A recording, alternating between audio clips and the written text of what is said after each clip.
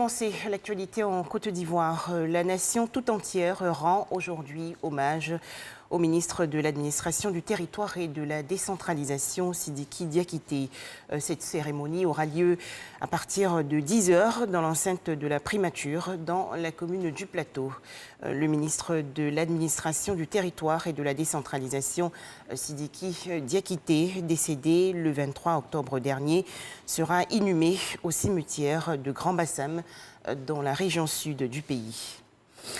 Le gouvernement ivoirien, conduit par le Premier ministre Ahmed Bakayoko, s'est rendu au domicile du ministre de l'Administration du Territoire et de la Décentralisation, Sidiki Diakité, pour apporter sa compassion à la famille du défunt. Jean-Luc Bambo. C'est une importante délégation du gouvernement, conduite par le Premier ministre Ahmed Bakayoko, qui s'est rendue ce dimanche après-midi au domicile du ministre Sidiki Diakité, ministre de l'Administration du Territoire et de la Décentralisation, décédé brutalement le vendredi 23 octobre dernier.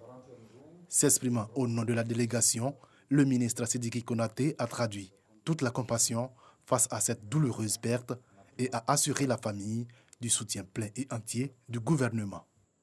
Au nom du président de la République de Côte d'Ivoire, Son Excellence, M. Alassane Ouattara, Monsieur le Premier ministre m'envoie vous dire que El Hadj Sidiki Diakité était membre d'une équipe. En tant que tel, le gouvernement est ici comme co-organisateur, sinon organisateur principal de ces obsèques. Il vient donc avec les membres du gouvernement prendre toute sa place dans le dispositif du comité d'organisation, mais aussi rassurer la famille que le gouvernement sera à ses côtés pendant tous ces obsèques et même après. Un soutien apprécié à sa juste valeur par la famille. La famille Diakité est honorée et sait que son fils n'a pas vécu pour rien. Il est mort à la tâche. Il n'était pas malade. Et nous sommes fiers. Nous sommes fiers de vous voir comme ça, unis, solidaires, et venir nous exprimer encore cela. En tout cas, ça nous aide à essuyer nos larmes.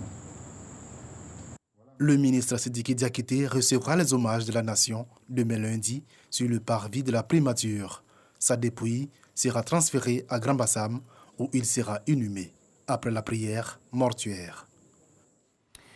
Dans l'actualité nationale également, la 4e édition des Journées du civisme et de la salubrité. C'est une initiative du secrétariat d'État chargé du civisme. La cérémonie officielle s'est tenue à Ouahin, dans le département d'Agboville, dans le sud-est du pays. À présent, l'actualité hors de chez nous. Une mission conjointe de la CEDEAO, des Nations Unies et de l'Union africaine est arrivée hier à Conakry, la capitale de la République de Guinée. Objectif, calmer les tensions survenues après la proclamation des résultats de la présidentielle donnant l'actuel président Alpha Condé vainqueur du scrutin avec 59,49% des voix. Au Koweït, une chaîne coopérative de commerce de détail a décidé de boycotter les produits français en raison des insultes répétées envers le prophète Mahomet et des caricatures dont il fait l'objet. Pour terminer, la crise dans le Haut-Karabakh. Les États-Unis ont annoncé hier qu'une nouvelle trêve humanitaire prendrait effet dans cette zone en dépit de nouveaux affrontements entre l'Azerbaïdjan et les séparatistes arméniens.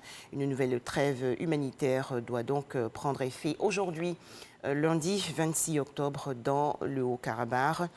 Mais les deux camps ont chacun dénoncé une violation de cette trêve par la partie adverse. Et c'est la fin de ce flash d'information. 13h, le journal.